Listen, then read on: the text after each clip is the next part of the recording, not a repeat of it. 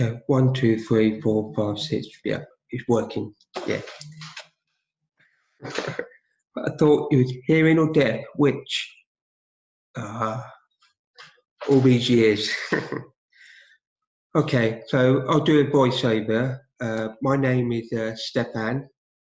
Thank for Umesh Valjee coming. Your name, right? Umesh Valjee. Yeah. Umesh Valjee. Yeah. Umesh. So that's the sign name, Umesh. Okay. Okay. So how do we know each other all these years? It's around about 15 years. So how did we meet? Umesh remembers me when I turned up for the first match. In where? It was in Birmingham. Oh, Moseley. Yeah, Moseley. Yeah, so it's a trial match in Birmingham. Yeah. Okay. North versus South or a mix. Yeah, yeah, that's it. Yeah. And I turned up. Yeah, Stefan turned up. Okay, and your background all these years. So, who did you play for when you grew up? Hearing, deaf, club. Do you want to explain just a little bit? Okay, so I started with West London Deaf Cricket Club and moved on to Hearing Club, Stanmore in Middlesex. In the Middlesex League, it's local county league. And I played a few times for Club Cricket Conference. Yeah, about quite a high standard. Yeah, versus counties. Yeah, county level, so it's quite good. Oh, what about Hampshire and Gloucestershire? Yeah, also played with Gloucestershire second team and Hampshire second team. MCC. England Deaf. Oh, sorry. Yes. Yeah. A lot of teams. How old are you? Yeah. So England Deaf, you started when? 91, 1991. So it's the first tour to Australia. First England team. First time for Deaf International. Wow. Okay. So versus Australia. That's good. It's the best international, Deaf international ever. So in my life, because it's the first time for me. So I'll always remember that because it's the first time. Yeah. Great tour. 5 different states for 5 weeks. Very long time. Oh, really? Right. So you didn't beat Australia, did or not? No. Oh, they smashed us. What would it? 2-0, 1-0, 3-0? Oh, 4-0 in the test. One day, 5-0. Damn. Didn't win anything. We drew one. Oh well. Okay, I'll just hold it for now. Yeah, I'll pause. Yeah. So what's the difference with hearing and deaf cricket? Environment, standard, what difference? The standard, I've learnt lots of different things because of the impact, the wickets, the ball, players, how they hit the ball. So bowling is different. So hearing cricket's very different. It's quite overwhelming, very strong. I can see the difference because with deaf, there's no coaching, no education, no polishing technique. So they'd learnt amongst themselves. So it's very, very different with hearing and deaf. The standard, I've learned a lot with the hearing cricket. Made me improve my game, better player. It's good that I can help the deaf in my own way. Yeah, so I can coach them, help them. Yes, improve. If from what I've learned from hearing cricket, so they'll pass it on to me, and I'll pass it on to them. So I'll give them information what to translate. So mutual, so signing. Yeah. So Umesh would do a lot in sign language. They had no in-depth knowledge, but replication. Yeah. So they'd learnt themselves deaf. Yeah. Okay. So it's good that I can give them information. Yeah. Okay, important. There was three people that helped you in hearing cricket. Who were they, and how how they helped you, the communication, how? Yeah. Okay. First of all, I started playing cricket. There's my brother who helped. Yeah, he helped me with West London Deaf Cricket, so that's important. I didn't know much about cricket. No, my brother helped. There's one deaf man. So he looked at Umesh, thought, yep, he's got ability. So I went into the nets, having throwdowns. So what the drill, how to bat straight, simple things. You know? So there's a bowling machine, and I learned how to use my feet, move my feet, using the drill. So lots of coaching, yeah. Oh, right, okay, so just for one, how long? How long? 30 minutes, 30 minutes, okay. Yeah. And that's before a match. Oh, I didn't know anything about the boundaries. I'd never played in a match. So lots of, wow, so hit a six in the first match. Came out of nowhere, didn't see that coming. Wow. So it's all the information I was given, and it gave me a big impact, and that really helped. So first time in a boundary, hit a six. Wow. Yeah. So again, Tom. Yeah, Tom. CLIL. Tom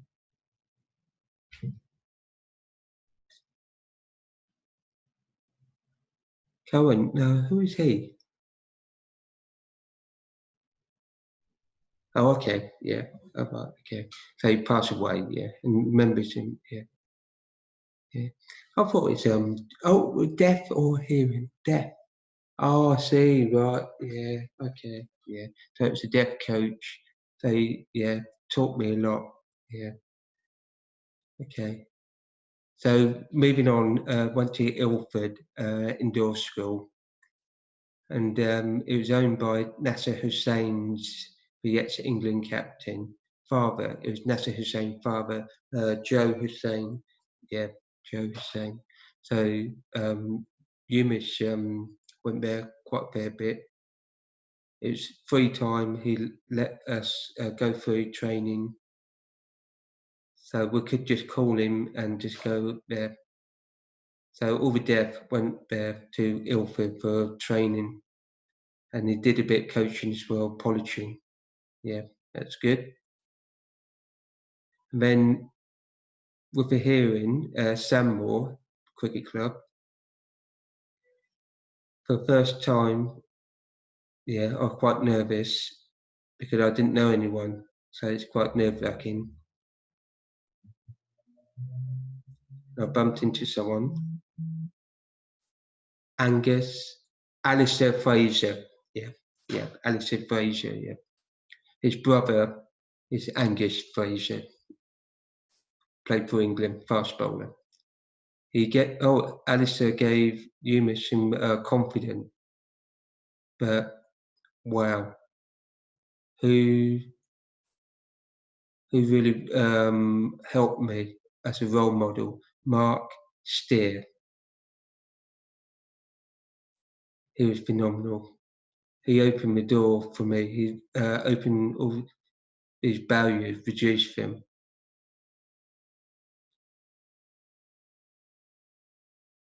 He made the deaf person feel very welcome.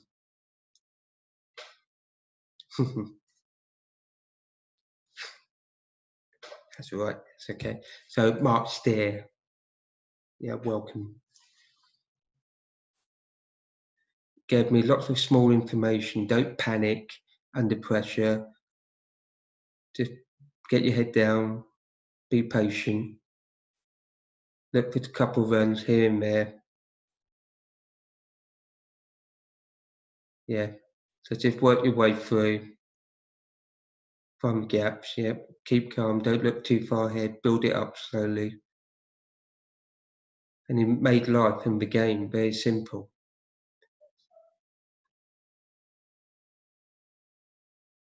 Yeah, made it easy to play. Took the pressure off. And I didn't think about it before. It was inside information I was given from Mark Steer. He opened the door for me to play for Club Cricket Conference. I initially thought, oh, the standard too high for me. No, Mark said, no problem. You can do it. No problem. Just give it a try. Yeah. So Umesh started playing, no problem. Because I've learned small information is much easier. And my knowledge increased. Yeah, so sometimes be 10 for 3, 10 for 4. I came into bat, building innings. Mark would say, just take your time, forget the scoreboard, don't worry about it, don't worry about the overs, just bat, just enjoy it. So I did, building up innings, after innings. So you batted 6 or 7. Oh, batted number 4. Yeah, yeah. All right, for 44, I'll come in, build the innings. Yeah, at the end, get 82, something like that, not out. Against Hampshire 2s, that's their class standard. So I thought, oh, I can do it. I didn't realise. Wow. So there's just simple information is given, very important. That's really good, really good. Yeah, so it was important that hearing people help you feel comfortable in the hearing environment. So that helps. So probably same for other deaf people. If they have a role model or feel confident, otherwise without that person, might stare, other people, you feel a bit nervous, hide. Yeah. All right, so I don't think I would have coped without Mark. I don't know. Yeah, it's hard to say. Yeah. Okay. Lucky I've mixed with lots of professionals. Mark Rampakash, Angus Fraser, and we played at the same club. So I could watch and learn from them just by copying them. A very professional player, they set the standard. So I've mixed in with them and I've learnt so much. Okay, information, very important, environmental information. Yeah.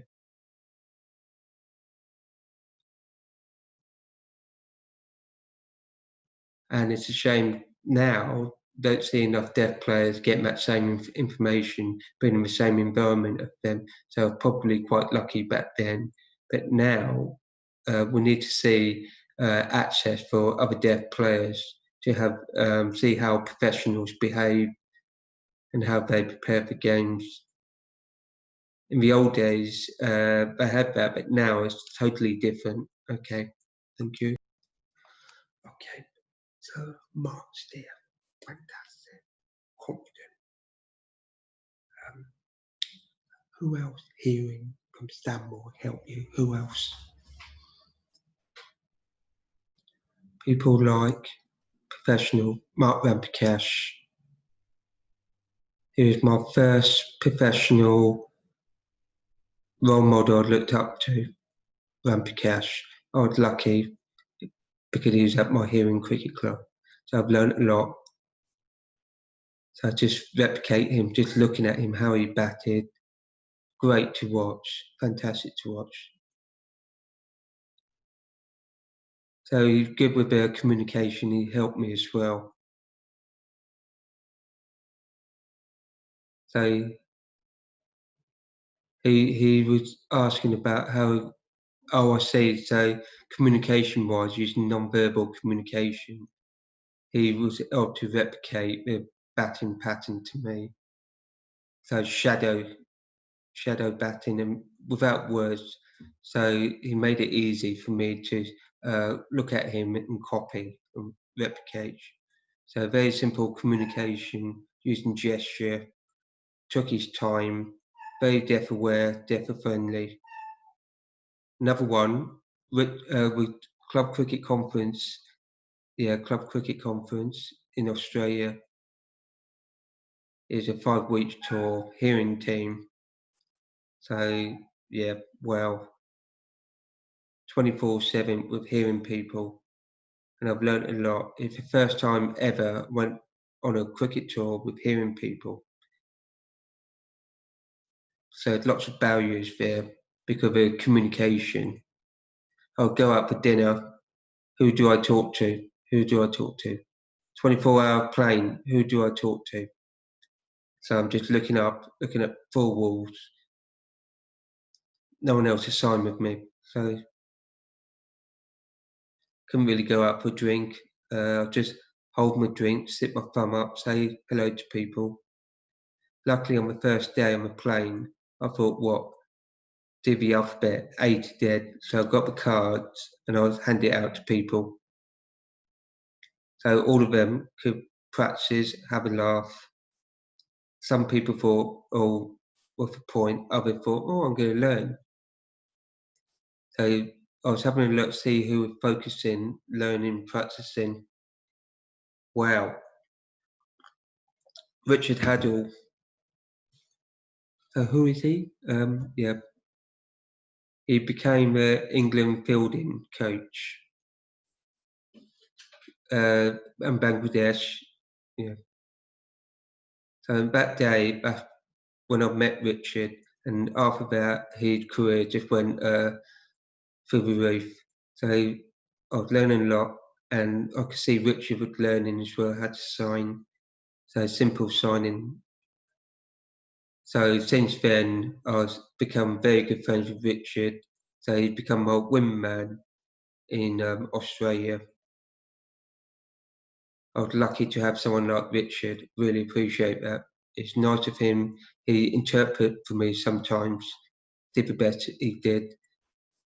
At the end of the tour, everyone became easier to read, become more deaf aware, so using gestures, facial expressions.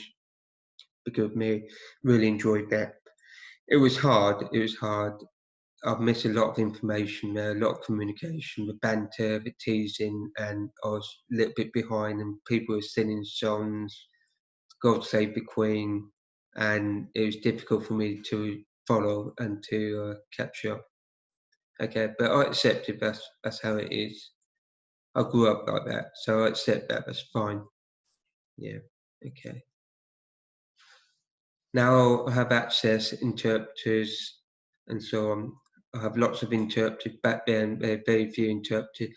So what's the difference between compare with deaf and hearing cricket environment? What's the difference? So I've already said the hearing environment is difficult because I'm not included. With the deaf, well, if everyone's using their hands and it's powerful, the rich language, inclusive, it's a different world. So it's 2 different worlds. I try and get into the hearing world, but deaf world, I'm naturally accepted in there and I'll fit in. So it's not a problem. So small information I can share with deaf people. I missed lots with hearing people. Okay, so thanks for that.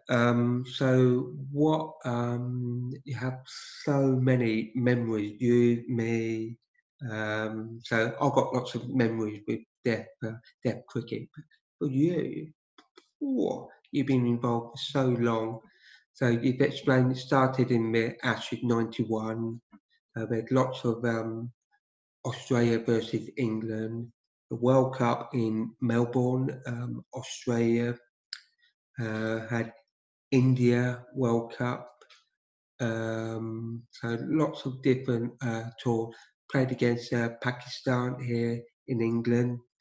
But I remember in '06, yeah, I remember at the Allen Border Oval, the second test. I think England batted first, and then at the end of the first day, we had a quick bowling. Do you remember who that was? Yeah, it was getting quite dark, and that was Ross. Yeah, it's full death, full death. Yeah, yeah, strong BSL. Yeah, language rich. Yeah, and he's very quick. It was a flat wicket, Allen Border. It was like a road, rock solid. Had lots of pace in there. It's funny to see Australia. Everyone was on the sidelines watching, and the ball was going over the fielders, and I'd never seen anyone bowl so quick, and the ball was just flying. Yeah, and he was bowling around about 85 miles per hour at the time. So the Australians were saying, "Well, that's quick bowling." So they kept an eye on that. Yeah, Ross was on fire, and it was funny how wickets didn't get any wickets, but it was good story because I remember the Australian batsmen had their helmet on, the cricket bat, shaking. Remember, this is on YouTube, so lots of people be watching. So quite funny. But what the interesting thing was on the scoreboard, no, 0 for 25, but it doesn't say the story. And I was building that third man on the boundary. There's a couple of sixes went over my head. My neck was getting sore. And I turned around and I was, yeah, one other game in Queensland. Yeah, it's very hot. Yeah, rock solid wickets. It was really funny. I watched one batsman, he opened, and I was at slip, and Ross wasn't particularly quick, and Umesh watched the ball in slow motion, and Umesh saw the ball go past the batsman's face, and it went way over the wicketkeeper Ben's head, and it went for nearly 6 spies.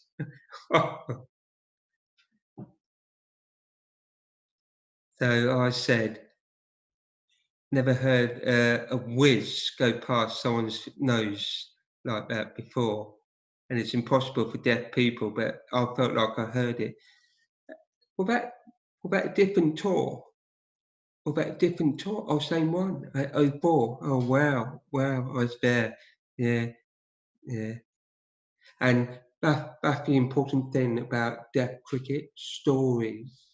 So lots of people at home in the UK, here in Australia, learn about stories, what happened in the middle of cricket. So it's important then to sell deaf cricket. Okay, thanks. Right. Okay, so important deaf culture, cricket, sport.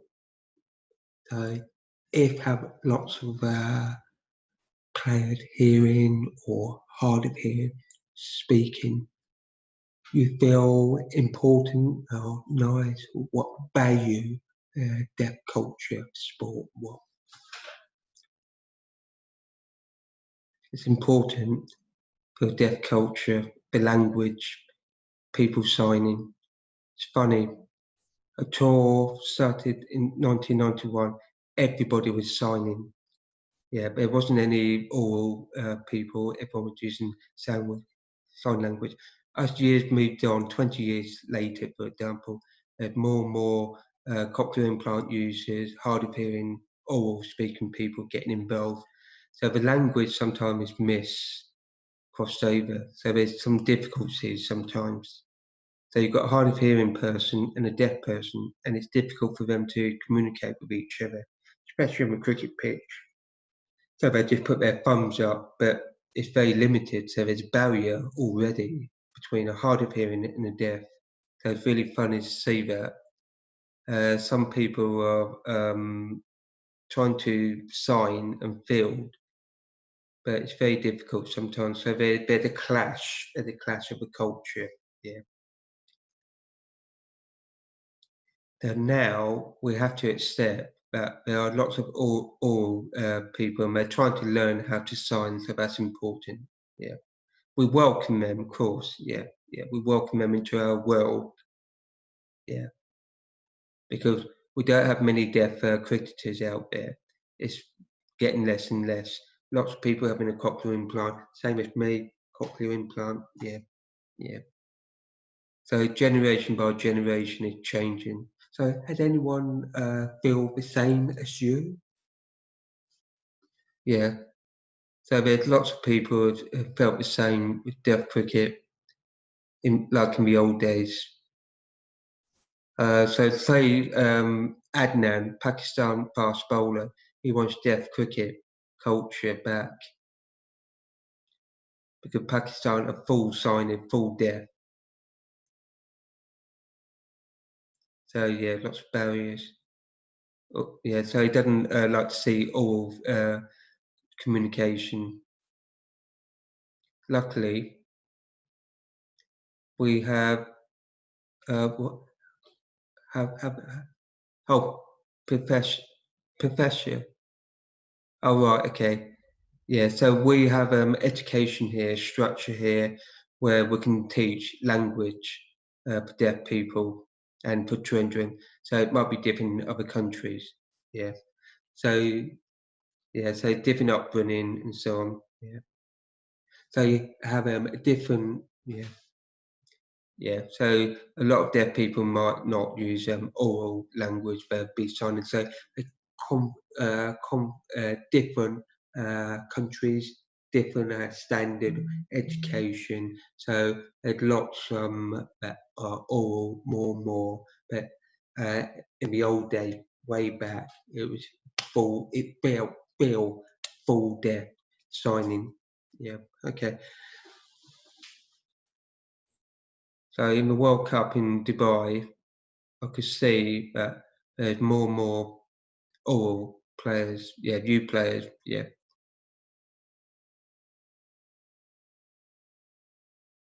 yeah. So South Africa, England, yeah, it's growing. You can see it. You can see the difference and it's changed. Yeah, very interesting. Okay, yeah. Um, I was just thinking, you once explained to me way back, possible 30 years ago, you've explained to me lots in the UK, lots of deaf club play cricket and linked in with deaf schools, right? Okay. When I started playing cricket,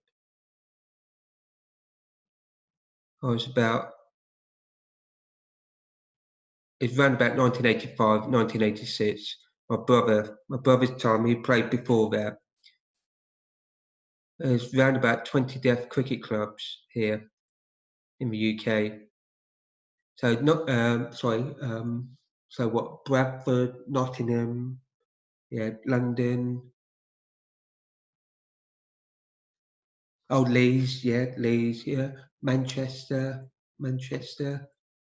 Birmingham, yeah, Romford, yeah, Croydon, Luton, yeah, yeah. So there's lots of deaf clubs, lots of good competition, and it's healthy. And they were linked, also played every week, right? Wow. So league and cups, regional, yeah, Southeast, Yorkshire, Midlands, Northwest. Wow, very, very rich. So would it linked in with their schools? Yeah, so the deaf clubs. Yeah, because deaf schools back then, so a lot of closed since then. Yeah, so a lot of schools are closing. They've gone into mainstream. So where the deaf, it's difficult to find the deaf. Less interested in sport because there's no link with the schools and deaf clubs. So they get lost in the hearing world, so they lost in between two worlds, so in the middle where, yeah, so lose them. So it's important to have the right environment. Yeah. So that's why I have officials for ECAD, England Cricket Association for the Deaf. So we pay someone to do some research, to do some project management, to include deaf people in, and we try and recruit more and more. So roughly there's around about 300 people we know round about. Yeah, okay. My time, I know that oh, okay. So when was that? 40, 50, when, what, 20 years ago or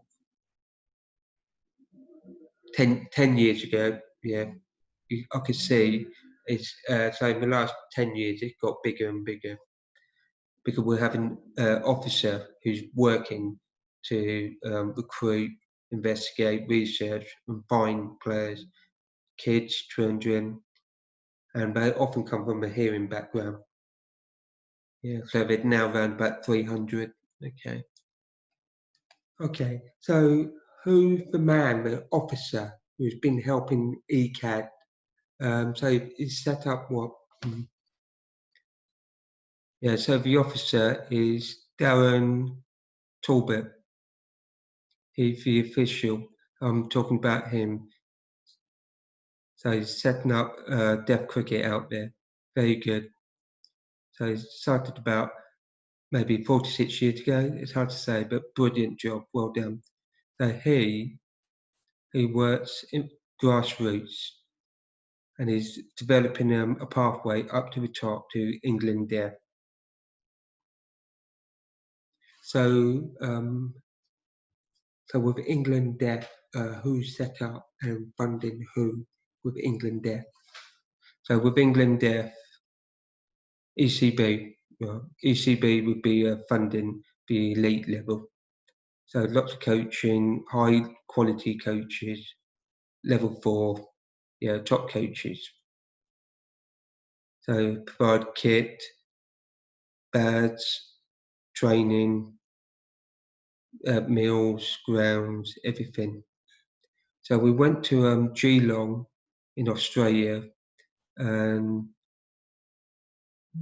it was South Africa and Australia. It's a triangular series, and they're quite envious, or they were amazed to see that the ECB provided the funding for everything.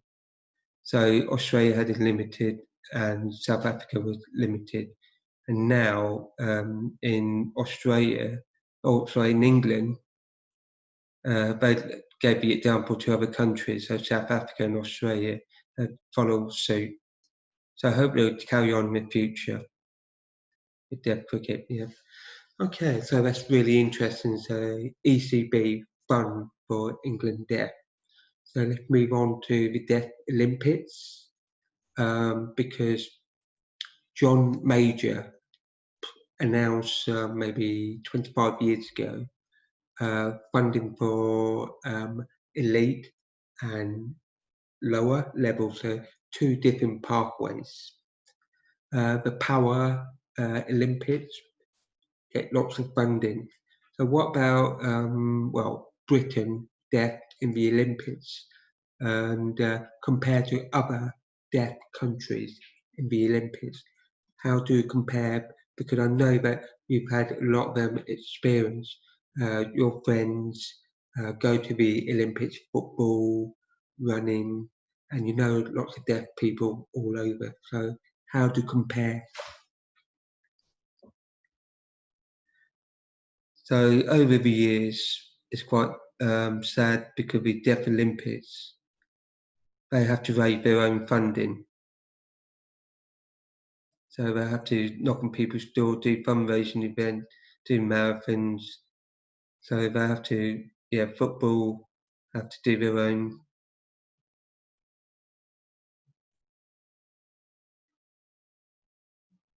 Oh, right. So instead of training, they would actually have to raise money. So it could be a lot of money. So compared to other countries, Russia, Poland, who's that? Ukraine. Ukraine? Yeah, Ukraine. Yeah, yeah, yeah, Ukraine.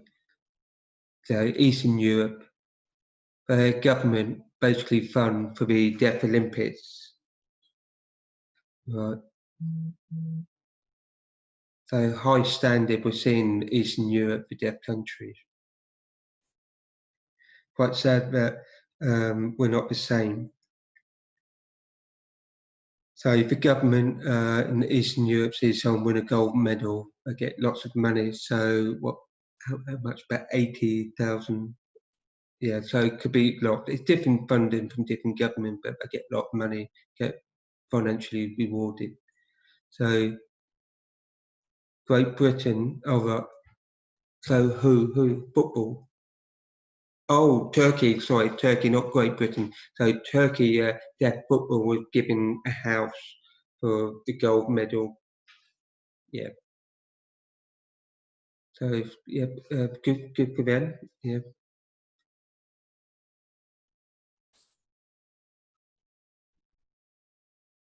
So with England, it's a bit limited somewhat, but sometimes win medals sometimes. Yeah, yeah, but yeah. So there's no recognition. So it's a different environment. So the government in Russia, they help, and financially help. It's really interesting. Yeah, thank you. Okay, so we come to the end of the video. So thank you. Anything you want to say, add about your future, anything? Okay, so before the coronavirus 19 happened, we're getting ready and training for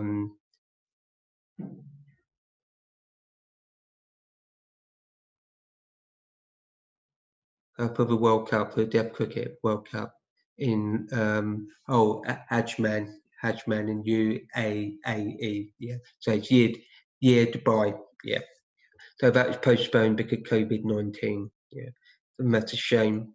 We've been training really hard, and that was cancelled. So we're hoping that it will go ahead next year once the virus will go away.